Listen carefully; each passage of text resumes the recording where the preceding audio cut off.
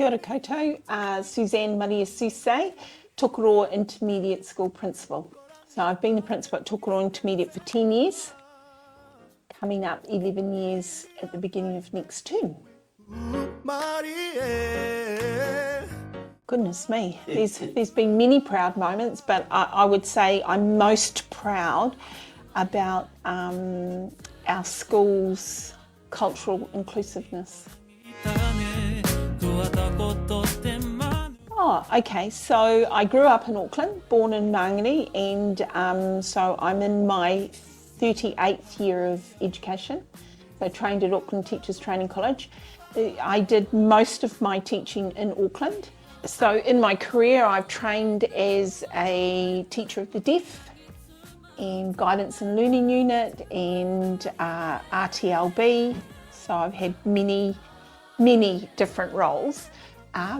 Deputy principal of Takanini Primary School, but out of all that, I worked across 45 schools in Auckland. I counted it up once for someone, so I have worked in many schools. I decided to go home, which is in Kawhia, and I went to Kinahaku, which is on the southern shores of Kawhia Harbour, sole charge. So after 2 years, I moved to Pairata, just north of Pukekohe, and I was principal there for 4 years.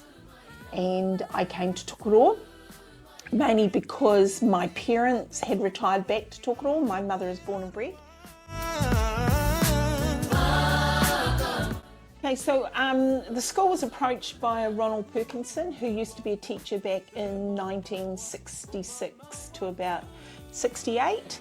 He was the musical director at Tokoroa Intermediate, and one of his roles was to look after the Kapa Haka concert party.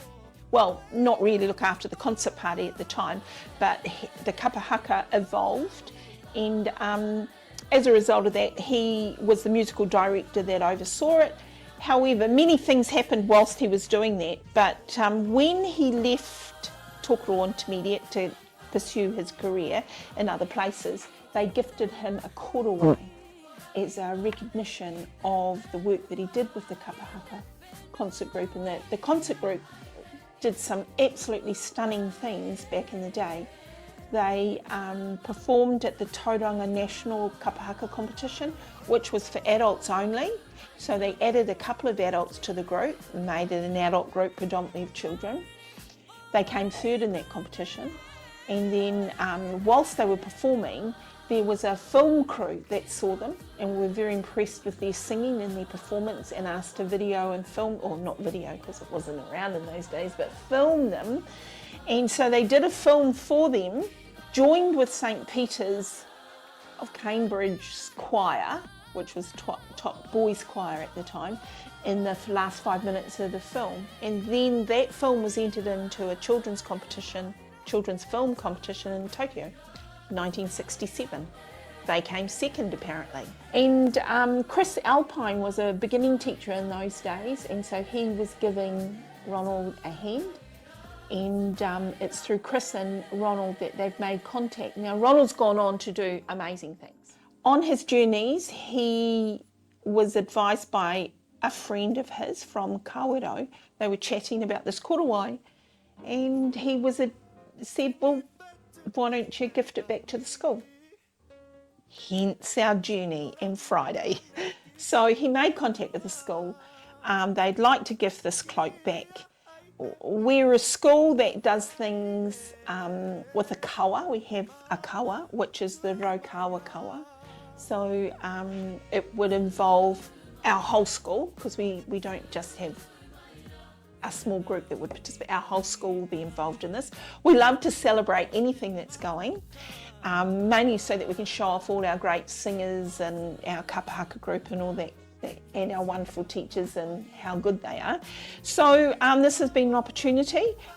Then Robert picked up the mantle because his wife was in the concert party of the day.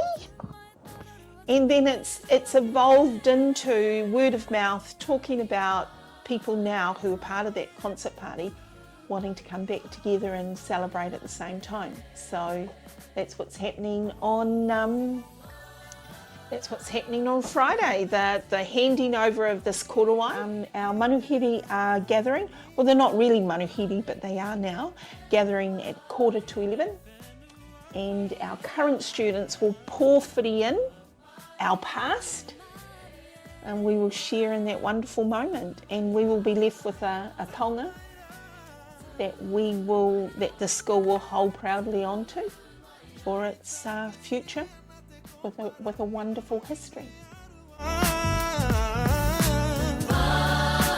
We have our children of today that will be sitting in the hall welcoming this group in don't and won't get the same passion and